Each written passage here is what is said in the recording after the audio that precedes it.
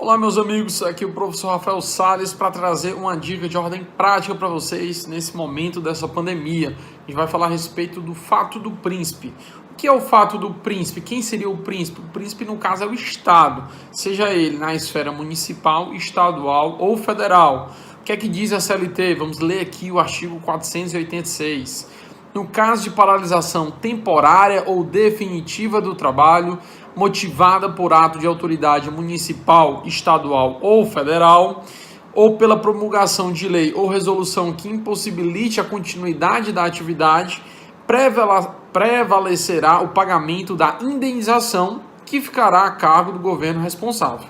Algumas questões. Primeiro, essa pandemia ela pode ser considerada como fato do príncipe? A pandemia em si, o estado de calamidade pública, eu entendo que não. Só que aí, alguns governadores de estados, algumas prefeituras estão editando normativos para que as populações fiquem em casa. E para isso, baixam decretos que estão mandando fechar os comércios, por exemplo, as indústrias. Isso poderia configurar a fato do príncipe?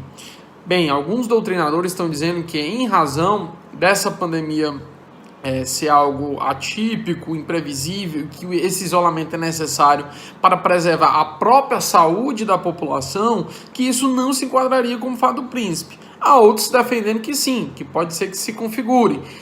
E aí, se eu considerar que configura, aí vem outros questionamentos. Apenas 10 dias, 15 dias, 20 dias, ou seja, menos de um mês, é suficiente para configurar fato do príncipe? Quem está defendendo essa solução muito fácil, dê uma pesquisada na jurisprudência dos tribunais, o que já existe a respeito de fato do príncipe.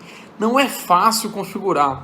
E uma paralisação menor do que 30 dias, na minha opinião, não seria suficiente para comprovar o fato do príncipe, ainda que eu considere, ainda que eu deixe de lado essa questão da pandemia e considere que o ato do governo de mandar fechar os comércios seria considerado esse fato do príncipe. Então, essa solução, juridicamente, ela é muito complicada.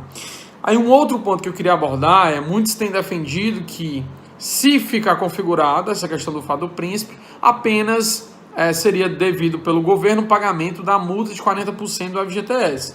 Isso é o que diz a doutrina majoritária. E outros estão defendendo que também se aplicaria ao aviso prévio, que também seria pago pelo governo e não pelo empregador.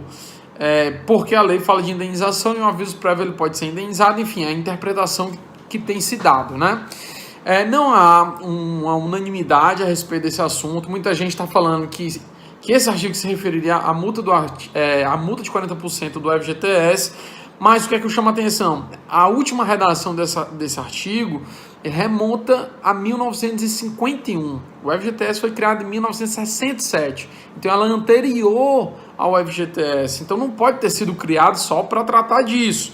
Então, muita atenção na hora de interpretar esse artigo. Não é uma solução fácil, tem que ser estudada as possibilidades, mas também não é algo assim tão simples como se tem vendido.